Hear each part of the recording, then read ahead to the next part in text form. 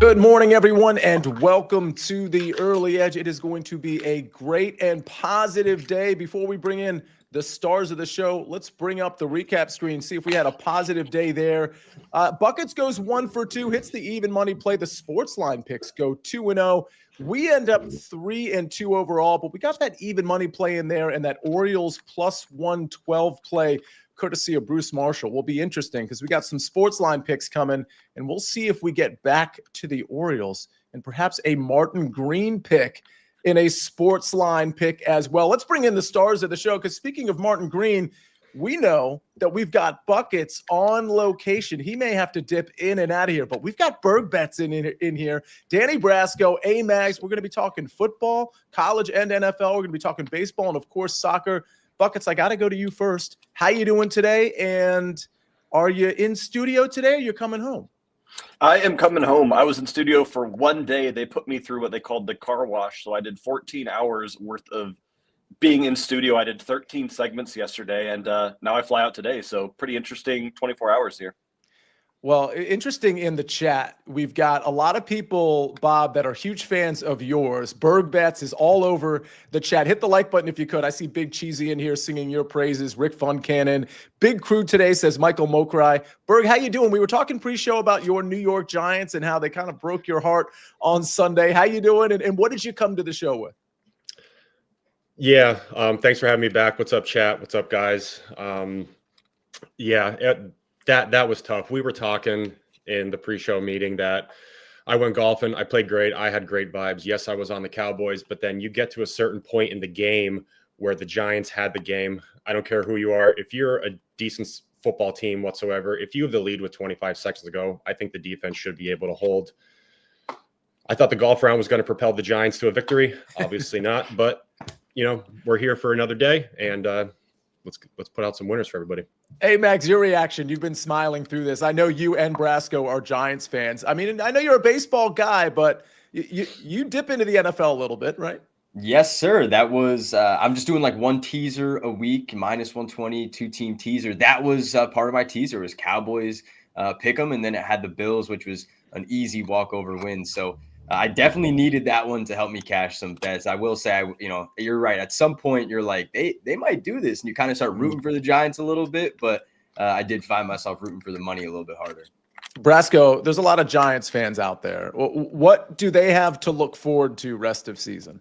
I don't know, man. I mean, you go from Russell Wilson and an anemic offense in week 1 to his career high in passing yards week 2. This is the Russell Wilson dangerous roller coaster ride. Maybe I'll go get a Subway sandwich of his. So, like, I really don't know, man. Like, I was hoping to see Jackson Dart in by week 4, 5, 6, maybe. But at this point, I think now people are going to hope for a real offense, a real fighting chance with this Giants team.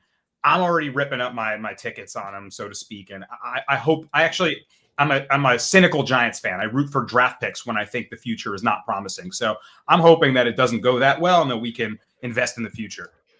Well, I'll tell you what, we got to get to picks. Buckets, I know you've got to get to the airport very soon. So you're going to give out picks. You're going to dip out and you're going to comment on Martin Green's play that we have as a SportsLine pick. So I want to get right to it, but I will say this. Those of you that are Jackson Dart fans and those of you that are fans of young quarterbacks in their first year, I see hand up from Berg Bets. My take on this is you don't want Jackson Dart to play this year. I realize he's going to. Young quarterbacks need time, and they don't just need a year. Sometimes they need 1, 2, or 3 years, and then they become the Jordan Love comfortable in the Matt LaFleur offense. This whole new notion of GMs and coaches trying to prove their draft pick right by sticking them in right away, I think is so bad for the quarterbacks. And I think if you are a fan of these young quarterbacks, you need to have them learn for the first couple of years. That's just my statement there. Brasco, real quick, and then we'll get to bets. While you were talking, I love your point you made. I saw Buckets take a sip out of something that looked like a garbage can. Buckets, what are you drinking out of? This is a little hotel hack for everyone. You know the ice bucket they give you? The night before, you fill it with ice, and in the morning it all melts, and you get like refreshingly cool water when you wake up. So okay, just a little life hack that's there. not a hack. Please don't do that. I'm sure that ice didn't go through a filter. It's probably not even fit for drinking, especially out of the container that you put the ice in. Not a hack. Don't listen to Buckets, except for right now, because he's about to give out a couple of soccer plays. Yeah, we got 2 plays for everyone, Sia. And yeah, I could not recommend this enough. It's life-changing. Two plays. We're starting with the matchup between my beloved Bayern Munich hosting Chelsea. This is one that a lot of people are excited for because we have two very strong offenses. This is a game where you can kind of just blindly bet on goals. I'm going with both teams to score and over 2.5 in this one because I'm looking at a Bayern Munich side that has scored 17 goals over their first 3 Bundesliga matches. Offensively incredible, but then they conceded twice to Verein Wiesbaden, which is a Division 3 team in the Pokal Cup. So I don't have a ton of faith in this back line of Stanisic, Ta, and Upamecano. I think Bayern Munich's going to be leaky, especially against the Chelsea side, who has an informed Joao Pedro and who has Cole Palmer finally back here.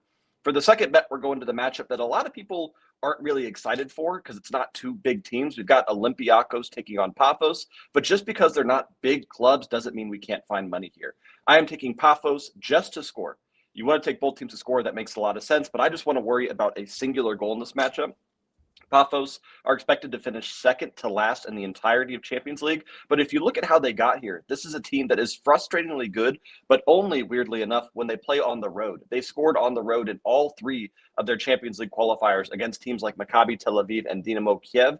This is a team that probably won't win, but I love them at the very least to get 1 goal because there's no pressure on this club. Everyone has 0 expectations, which means they can play very free football and just go for goals and have fun in this one. All right, we got 2 picks there, and we've got a couple of SportsLine picks. I want to get to this because, Buckets, I know you need to get out of here. So we're going to be early on these.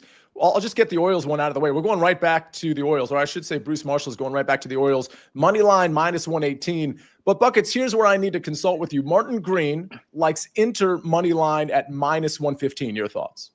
Well, I know who they're playing, Sia, but who are they playing, just so you can read that to the chat and everyone? Oh, yeah. So Inter is playing the Galazzo Thunderbirds. Thunderbirds, yeah, also known as Ajax Amsterdam. Kind of a weird nickname. Surprised you got that. But yeah, I'm never going to disagree with Martin because he's Martin. I just don't like money line bets. We've already seen a lot of craziness in Champions League. We saw Karabag, who were the heaviest underdog of the entire slate yesterday, beat Benfica. So for me, I tend to stay away from money lines. I will say that Ajax is a little bit not great right now, and Inter has a lot to play for. So I do like this. I would almost rather take Inter 1.5 team total just for my own safety net, but I understand this logic, and I'm always going to go ahead and ride with Martin. All right, so we've got Martin riding with Inter money line -115, otherwise known as the Thunderbirds. Buckets, I guess you got to get out of here. We got to let you go, right? Yep, I got to go to the airport, fly home, and see Freya. So cheers, guys. I'll catch you next time, yeah? Good luck with that amazing hack. I cannot even believe what is happening right now. Buckets, you are the absolute best. See you later, my friend. Brasco, go ahead. I just can't. That's not a hack, guys. I worry about. I mean, he's had a number of food poisoning scares and sanitary, causes for concern. I don't think he's well versed in hotel hacks because that isn't one, and I'm worried about what organisms are in that water.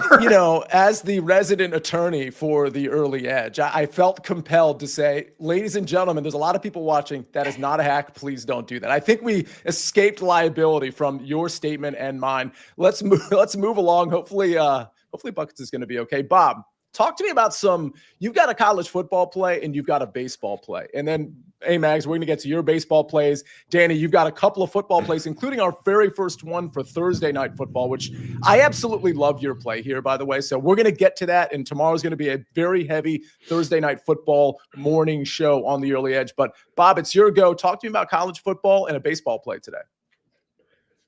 Yeah, absolutely. I'll start with college football. If you guys were in the Discord last week, I was on North Texas over Washington State. That cashed with easy. I was saying that North Texas looks like the best team in the country.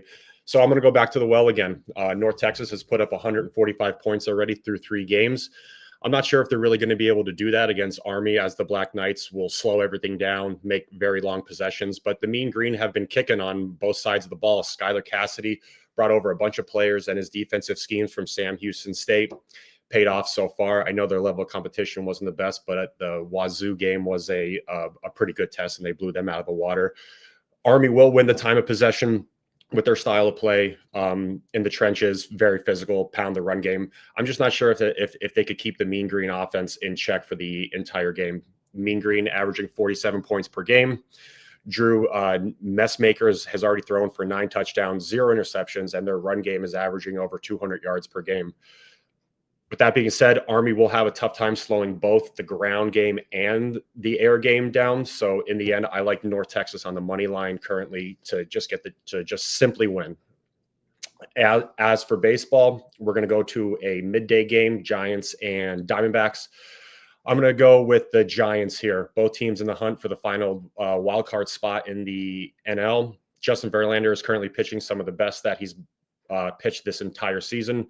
2 earned runs or less in 4 straight. Giants also won 3 of those last 4 games that he started. On the other hand, you have Brandon Pfaadt. He's allowed a combined 16 earned runs over his last 17.2 innings. Yes, the Giants have lost 4 straight, but with this line sitting at basically a pick'em and Verlander hoping to get the Giants into that final wild card spot, I think it's a good spot for the Giants. Yes, the Diamondbacks are in better form, hitting 297 over their last 7 days. But give me the Giants to avoid the sweep here. All right, Giants money line, and we got North Texas money line. Love the North Texas analysis. I'm going to be taking a look at that, maybe watching that game as well. Is that Saturday, by the way? Is that a Saturday game? Saturday at noon. Okay, Saturday at noon. We've got hotel hacks. Now that Buckets has gone the hotel hack route, we've got people in the chat like Brian M. This is weird. He says a real hotel hack is book queen beds and request king size sheets covers. You know you get clean sheets, and generally they're pulling extra covers out that rarely get used. Is that that doesn't even sound like a real hack. What does anybody first of all, put hotel hacks in the chat. Amags, your response, is that a hack? I don't know about that. It does sound like you'll get clean sheets. I have to at least. Why? They're just going to use the king size sheets that they use for the king size beds. Why are those sheets going to be any different? But I think he's saying they're not going to remain on the bed. You know for a fact what you're getting is not what's on. I get that. But can we just say the bucket of ice thing is certainly not a hack. Have you ever looked inside of one of those ice machines? I mean, I've worked in enough restaurants to know that there's animals you have found in those sometimes. I mean, they are not kind to someone that's trying to avoid germs. I cannot believe that he was drinking out of that ice bucket. Ice machines are definitely I don't know about animals. Okay, that seems like a stretch. We found a mouse in there before. I gotta say, ooh, it happens. That is absolutely terrible. Don't they put little bags in that bucket too? Before some of those, what happens if that bag is just keep on being reused and dirty? I don't. Well, Buckets didn't have a bag in that is the thing. He's drinking straight out of the bucket. Yes, he was drinking straight out of it. Yeah, but did he take the dirty bag out of the bucket then? Yeah, I don't know. All I know is he wasn't using the bag, so he was just using the bucket itself. All right, we got to move on to more bets. I do want to tell it. We already did the SportsLine picks. I do want to tell everybody about a MLB BetMGM promo because Berg just gave out an MLB play. We got 2 more, or at least 1 or 2 more coming from Amags and some home run plays. BetMGM players will receive an MLB parlay boost. Just make a parlay made up of MLB bets, and you'll score extra winnings if the parlay hits. Only at BetMGM. All right, a lot more baseball to get to, a lot more football to get to. As Buckets is in the chat. Well, Sia, you were right. I asked the lady at the front desk about my life hack, and she said, "That's awful, LOL." Yeah. The lady at the hotel desk is absolutely right. That is awful. All right, we got to get to some good right after this message from our partners. We need your sports news anywhere. We've got breaking news to bring you. Then get your sports anytime you want them. Big trade news overnight to discuss. Because we know you need sports all the time. A lot of movement in the rankings this week. A legend adds to their legacy. We're bringing you that breaking news right here on HQ. CBS Sports HQ, anywhere, anytime, all the time. All right, we're back on the Early Edge, brought to you by BetMGM, the sportsbook born in Vegas. And Amags, we got to get to some more baseball. Hit us with a bet or two. Yeah, this is actually, it's perfect that it lines up right with Berg's pick of the Giants money line. I'm going with Justin Verlander to get a 5th strikeout today. So over 4.5 here to a great price. Shout out BetMGM -110. Unfortunately, the -110 hasn't populated for me in our system yet, so I can't get it posted on the website. I may just post the -116, -117 that's out there. Similar prices, but go to BetMGM for the -110 on that 5th strikeout.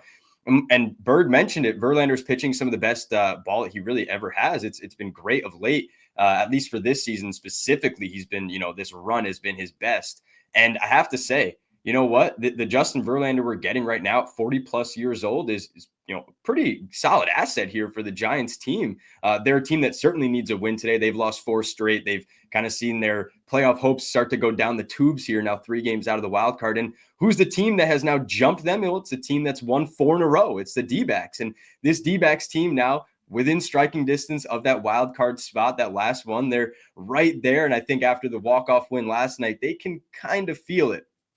The only thing here that I think about Verlander is that he's going to have to last a good bit in this game. I mean, yesterday was the bullpen day. You had Beck only lasted a few innings there at the start. You had Ryan Walker at the end of it blew the game in the bottom of the 9th. So the bullpen really didn't fare that well. You had multiple relievers give up multiple runs. And Verlander, like I said, he's been one of their most solid pieces right now. So you kind of got to let him run today, I think. And at 4.5 here, this is a number that at 4, he's been really steady on that number all through August and his recent starts in September, getting to that at least 4 strikeout number. And when you look at some of the underlying stuff, it really skews more towards the lefties. Actually, over the last month, almost 28% strikeout rate to lefties. Some of the underlying metrics, the called and the whiff rate, almost 30% there. You have the swinging strike rate around 13% now, kind of bumping up a little bit. So he's been good against these lefties. And when you look at the lineup here for the D-backs, say they're likely to roll out 7 lefties, and the couple of righties that you have there in the middle are some really strong strikeout targets. And if you get Lawler in, who was the guy that actually had the walk-off hit last night, they might give him a little, hey, get in the lineup today. He's a 40% strikeout rate against righties so far. So I think there's certainly some opportunities here for some strikeouts for Verlander. And last piece here, Patrick Bailey did not play last night, came in late for a pinch hit. He is MLB's top framing catcher, helps the strikeouts, but top framing catcher by a mile. So I think that and everything else paired here with Verlander is a really strong look at minus 110 for a 5th strikeout. I really like that price. A couple of questions regarding this game. And Amags, I'll bounce this off you, and then Bob, I'll see if you have any comments as well. Brian M says, Amagsburg, thoughts on fat or under 15.5 outs at minus 114. And Brian's pointing out he's only got there 1 of his last 4. Amags, you first. It's an interesting play. I think when you're getting on the other side of that 6 innings, right, we think the Giants definitely have to get out and score. It's got to be, early. They got to get on them. So I wouldn't mind taking the under. I do when I like those outs, unders, I really try to get some plus odds if you're betting against a pitcher that, they're solid. They're a solid starter. They're going to have a normal workload. They're generally, if they're pitching well, going to go into the 6th inning. I generally want to get plus odds, or if you're on like the under 17.5, you want to get some good plus odds. But I don't mind that one. Bob? Yeah, I could definitely see it going under. I mean, the Giants are hitting 168 over their last 7 days. It's not really something that you want to see if you're backing the Giants for me, but I could see them. I mean, they lost 4 straight. I think they really need to get some momentum here. I could see them getting to them, so it's not a bad look. All right. Brasco, I want to get to your picks next. I have a pick as well in the NFL. It's a little piece of the alt line teaser I gave out yesterday. Before Brasco, you go, though, and we're going to get to MLB home run props as well and a couple of more of your baseball questions. Chris Kish says, a real hotel hack. Don't ask for more towels, shampoo, pillows, etc. Just walk up to one of the carts in the hallway and just take it. Requests are for suckers, he says. Okay, let's go around the horn before, just real quick. Yes or no, Bob, when you walk by one of those carts and you need something, do you just peel it off the cart or do you actually ask, or you do a little bit of both? I don't take anything off. I bring all my own stuff. I'm weird when it comes to hotels. That's not weird. Fair enough. Brasco, go ahead. Yeah, I'll grab a towel off the rack, but I'll do a sort of like a when you want to get the check and you do both. Like, can we get the check, please? I'll look at the attendant and be like, I'm going to take one. Is that okay? And just kind of do it. Okay, so kind of asking permission, but you're going to take it anyway. There's also waters on there that I know people like to peel off. Amags, your response real quick. I don't know about if I would take a water, but I mean, if I need a towel or something, I'm going to do one of these. Look around and grab it and go. Yeah, that's fair. I feel like people peel off waters all the time because they're just out there. And it's like a luxury to get an extra water in a hotel for some reason, which is kind of weird. Okay, let's get to some more picks. Again, hotel hacks, put them in the chat. Brasco, you've got to pick for Thursday Night Football and you've got to pick for Sunday. Start wherever you want, but it's 2 NFL picks right now. Well, I don't have hotel hacks. I have restaurant hacks. So if we can circle back to hacks, I would love to share some of those. But let's start with the NFL now, Sia. And the first one is in Thursday Night Football. I'm going with a player prop that I like a good deal. Before I give it out, I want everyone in the chat, I want everyone on the show, just close your eyes and visualize Dolphins versus Bills. Josh Allen versus this Dolphins defense that can't stop me and 10 people in the chat right now. What are you seeing? What are you seeing? I don't know. Choose your own adventure. Give me Josh Allen over 36.5 yards for his longest completion because someone's catching a bomb. This Dolphins defense may be historically bad. And Allen had a pass that went over this in 10 of 19 games last season, so just a little over half the time, including his playoff games as well. He had a 55-yarder against the Ravens in week 1, just short of this number, 32 against the Jets last week. But you look at the Dolphins, I mean, they gave up 4 20-plus yard passes to Danny Dimes. Danny Dimes dropped a nickel on him. And then, in the last time they played this Bills team, they gave up a 60-yard catch to Ray Davis, the backup running back. So this game could get out of hand. I don't necessarily want to lay the 12.5 because I could see, like Mike McClure was talking about on Monday's show, maybe a weird, sneaky backdoor cover. I think he said something like 31-20 final score, and that's just etched into my brain. So I'm not going to lay the points, but I do think it gets ugly, and I think the Bills have their way on offense. And it could be Keon Coleman. It could be Khalil Shakir. It could be James Cook taking one. I don't know who's going to do it, but someone's breaking off a huge play, and Josh Allen's going to let it rip. So I like this a good deal. And then we're going to move towards Sunday for a little 6-point teaser. I'm going to use the Packers, moving them down from 8.5 to -2.5. So they've got to beat the Browns by a field goal. And I'm going to also tease the Seahawks down to -1.5. We get through that 7.5-point spread, and they're playing the Saints at home. I think this is pretty solid. You take a look at the Packers in September. I've talked about this a couple times. Matt LaFleur is a September king. He's 17-6 in the month of September against the spread. And in the first 3 games of the season, 17-3 against the spread. This guy is tough to beat. He's 8-1 against the spread on the road in that time period as well. So going into Cleveland, laying 8.5, it's a little steep of a line. I'll tease it down to under a field goal. I think the Packers and this defense that looks truly, truly legit can certainly win this game by 3 or more. I'll pair that with the Seahawks stat I was very shocked to find out about. Sammy Darnold has been a favorite of more than 7 points, more than 7 in 6 times in his career. 5-1 against the spread, 6-0 straight up. Sam Darnold covering the big number. So instead of laying it, I'll tease it down. I think they can beat this Saints team that looks better than I expected on offense. Rattler showing a little improvements in this second year. But in Lumen Field, taking this Saints team, playing the Seahawks defense, that's really, really good. Reek Woolen in the secondary look awesome. Mike McDaniel, I think, is going to have tough looks for Spencer Rattler. And they're just not going into Lumen and beating the Seahawks. I'm kind of betting like against the organization. The Saints organization is not beating the Seahawks here. So I think these two teams can win by a field goal or more and cover this teaser for us. And that's a nice little play for us. Yeah, Danny, I had an alt line teaser. It wasn't a true teaser. I was only moving the line a few points in one case, but Seahawks were one of them. That was where I was moving the line about 6 points. I got it to 2.5. And then I took the Falcons down to 2.5 from like 5.5, 4.5, depending on where your book had it. And that's sort of where my play goes in. And I'm going to tell everybody in a second that we're doing the group ride again. So I'll talk about that in a second. And maybe you want to play this Falcons play. I'm more emboldened by it today than I was yesterday. Now, yesterday it was part of a teaser. I know not everybody likes to play they're not true teasers. Again, not everybody likes to play the teasers. They don't like the juice. The teaser I gave out yesterday, I believe, was in that +109, +110 range. I'm going to go ahead and give out the Falcons side on the side. Falcons -5.5. I put this on the site yesterday at 4.5. FanDuel was the only outfit that I was actually hanging the 4.5. Everybody else was at 5.5. Some places are at 6. I think 6 is as high as I would go here. Listen, I get the idea that it's a division game, it's an 0-2 team, and that underdog is at home in the Carolina Panthers. I get the fact that you usually want to be on the home dog there in division, but I just think this Carolina Panthers team is even worse than people think, and that's especially true because they've got 2 offensive linemen newly on IR. This Atlanta Falcons pass rush can get after you, and Bryce Young is not going to handle that well, especially when you consider that right now his top 2 receivers are Ted McMillan and Hunter Renfrow. That's right, Hunter Renfrow. You can throw in Jatavion Sanders, but Xavier Legette is not doing anything for this team. You look at Carolina on the other side of the ball. What can't they do? They can't stop the run. Tyler Algier, Bijan Robinson are going to have a field day against this team. I just don't, again, I respect the trend to some degree, although you know how I feel about trends in general.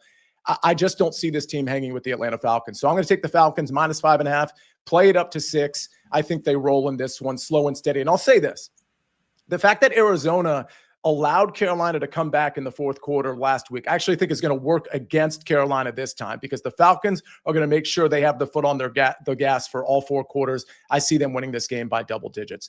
Speaking of football, we got to do the group ride again. So if you have a pick that you want to endorse to nominate for our early edge group NFL bet, put it in the comments in Spotify, Early Edge Spotify, or the YouTube comments from this SportsLine YouTube channel. Put it in the comments. You can put it in the chat as well, but you have to put it in the comments for it to be eligible. On Friday, we're going to vote for basically our favorite. We're going to pick 4 nominees, and we're going to vote our favorite one to be the Early Edge group ride. I think we lost ours. I think we're 0-2 so far. Did we lose last week's? Does anybody remember? Ben, do you remember? Yeah, we lost Georgia -3.5 by the hook. That's right. That's right. Okay, and Berg Bets, you're shaking your head. I mean, they probably shouldn't have covered they shouldn't have even won that game, right? I mean, I don't know. Bob? No, I don't think they should have won. I was going back and forth with that one, but looking through all the stats and all the history of that game, I went with Georgia. My gut was telling me the Vols. I don't think Georgia's Georgia anymore, but still a long season to go. I was just kicking myself for not going with my gut and playing the Vols.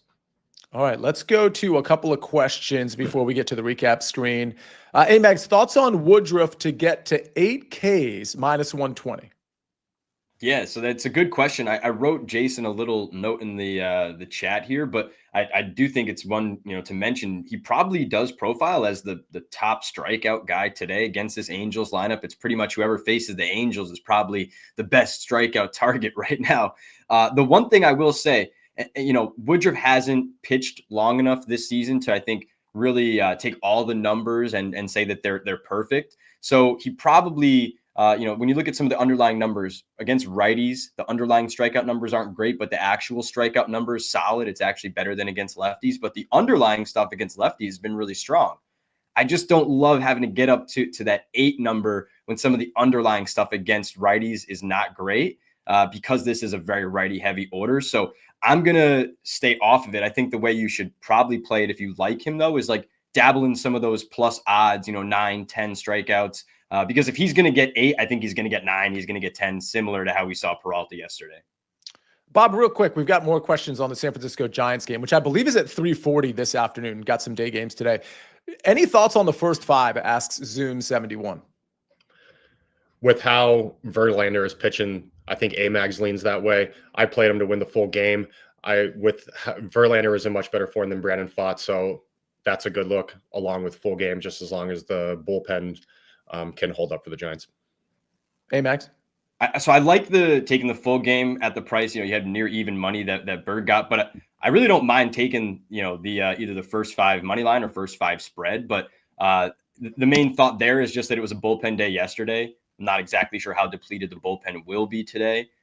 So you definitely are going to get Verlander, I think, for at minimum 5. So you're going to not have to worry about the bullpen with that 5. Brasco, there's a question from Philip Terrassis regarding Thursday night football that I think is really interesting. And again, we're going to lean into Thursday night football in a big way on tomorrow morning's Early Edge. But he says Buffalo receptions parlay, Keon Coleman and Dalton Kincaid, both over 2.5 receptions at plus 166. Now, Brasco, the part I like about this is the plus 166.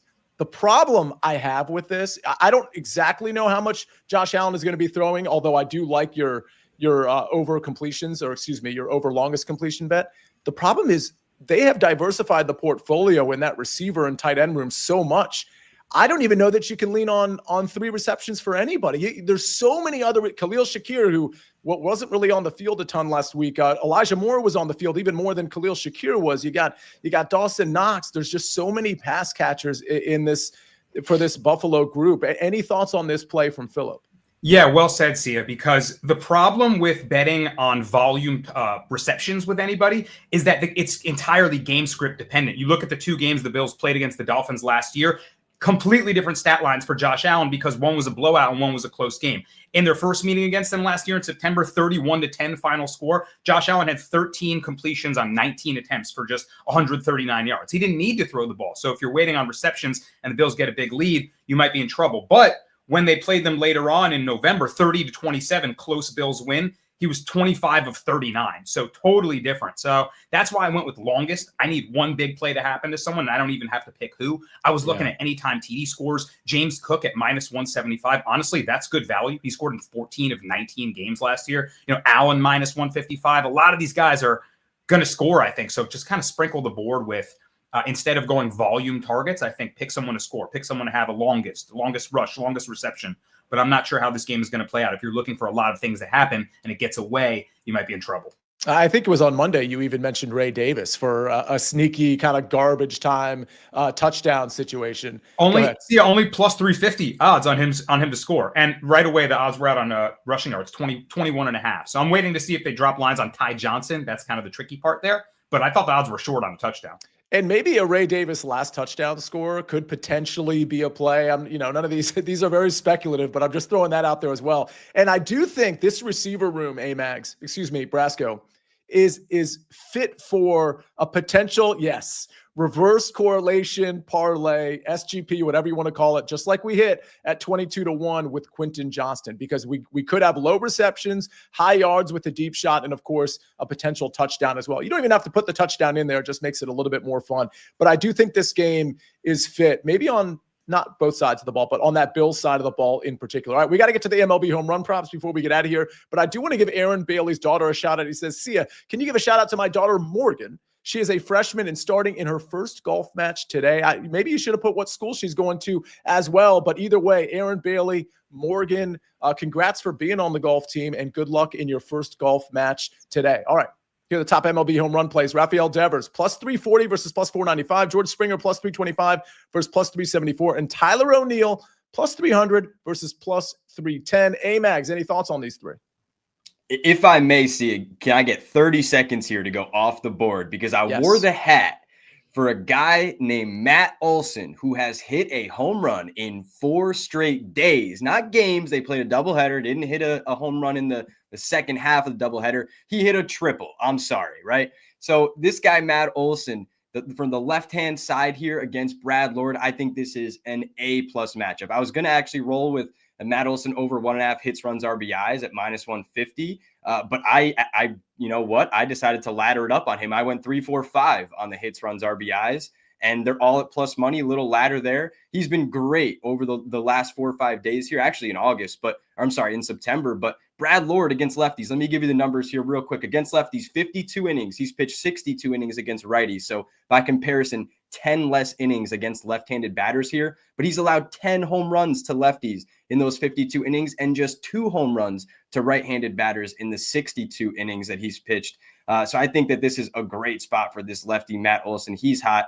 He's got to take Lord deep. I think that, the last time he faced him with the 2 strikeouts and 3 at-bats was, not really indicative of the long term of this matchup. So give me Matt Olson here tonight to hit a home run. Wow, a huge endorsement of Matt Olson. You love to see it. Can we go back to the hotel thing before we bring up the recap screen? Bob, I want to get your reaction to this first. John says, take robes and pillows. Even if they charge your room, it's usually only $50. Not a bad deal if you ask me. Like, what are we doing? Bob, have you ever done that? No, like I said, I'm weird when it comes to hotels. I was thinking about it. The only thing that I really asked for is just extra pillows. I need all the pillows. Pillows in hotel rooms stink, so I try to stack like 7-6 pillows on top of each other to make those pillows better. That's really the only thing. But some of these hotel hacks, man, I don't Danny, your reaction? I'm just thinking of whoever suggested the sheets as like the George Costanza Seinfeld episode when he's like, "Oh, they're too tight. I can't get out of the sheets." That's all I can think about. But I always, especially if you're in like Europe or somewhere cool, take the toothpaste, take the little cool, artisan, toiletry things they have. I'm a big artisan toiletry guy. That's something I never thought I'd say. Yeah, because I didn't think you'd ever say that either. That's cool because you can like take it on the next trip, so you don't have to pack like a big thing. I totally get that. Amags, your response to stealing pillows and just seeing if they charge you $50. Stealing pillows is crazy. You got to leave them at it's also like a bulky thing. What are you going to walk out with the pillow under your arm? Like you're not putting it in your suitcase because you're not going to have enough room. You have to pack anticipating stealing. Like you have to pack like an extra bag. Bring a bag. You know what? Bring a pillow suitcase, and then you have a suitcase full of pillows every time you go. No, that's pretty funny. Real quick, one thing that game for the Braves for me, it's at 4:00. I said tonight, but if you're on the West Coast, it is a bit earlier. So make sure you get that one in for Matt Olson. Okay. Yeah, we like Matt Olson, apparently. CLE fan says this show is off the rails. Yes, indeed it is. There was one other thing. Steve Folkert said he likes the Rams plus 3.5. I actually like that as well. Make sure if you like a play, you put it in the YouTube comments here or the Spotify comments because it won't be eligible to be nominated on Friday if you don't do that. All right, Danny, you got the last word because you're laughing at something and we need to know what it is. Samuel Gallegos is comment in the chat. I'm not going to repeat it, but he made me chuckle aloud, and we'll leave it there. All right. Well, you can look in the chat. There's apparently a lot of hotel hacks in here, so we'll just have to go and source these and maybe come up with our best three. Maybe we'll tweet them out from the SportsLine account or something. Either way, good stuff from Bob, from Danny, and from Amags. Let's take a look at the recap screen. I've got the Falcons -5.5 at -108. I would play that up to 6. Then we go to buckets. He was in here and out of here. He had to catch a flight. Bayern versus Chelsea, both teams to score plus over 2.5 goals at -120. And Olympiacos versus Paphos. Paphos to score -115. Justin Verlander over 4.5 Ks, -110, says Amags. Don't forget his Matt Olson play as well. And then we go to Danny Brasco. Josh Allen, longest completion over 36.5 yards, -115. And Packers -2.5, Seahawks -1.5 at -135. Bob Bergbets, North Texas money line -125. That one on Saturday. And tonight, he's got a baseball play. San Francisco Giants -106. Let's take a look at the SportsLine picks. Martin Green dips in. Inter money line -115. And Bruce Marshall is going right back to the Orioles. We hit him at plus money yesterday. We're taking him at -118 on the money line today. Rafael Devers, George Springer, Tyler O'Neill. Those are the top MLB home run plays courtesy of SportsLine and the Inside the Lines crew. What a show. Richard Pierre, there's a lot of put ice in the sink and we use that as a cooler throughout the day and night. That's a pretty good hack. That's fair, especially if you don't have a refrigerator, I suppose. But if you do, I guess you could use that, right? I got restaurant hacks for you guys next time. You're going to have the best meals of your lives. Are you on Friday for BPE Friday, Danny? Restaurant hacks BPE Friday. That's going to be great because Buckets is going to be on there and he's going to have like the weirdest, worst restaurant hacks of all time. So buckle up for BPE Friday and buckle up for, of course, tomorrow's show because we're really going to be leaning into Thursday Night Football. Don't forget to comment in the YouTube comments or Spotify comments with your favorite NFL Sunday pick. Could be Monday Night Football as well. So we can have that as one of the nominees for BPE Friday. Nominate a group ride that we got to win. We're 0-2 here. I should say, no offense. You all are 0-2 on the group rides. Let's get some good nominees in here. All right, ladies and gentlemen, we got to get out of here. Thank you, Bob. Thank you, Amags. Thank you, Danny. And of course, thank you for all of Ben's work on the 1s and 2s and 3s and 4s. Ladies and gentlemen, we'll see you next time on The Early Edge. We rest our case.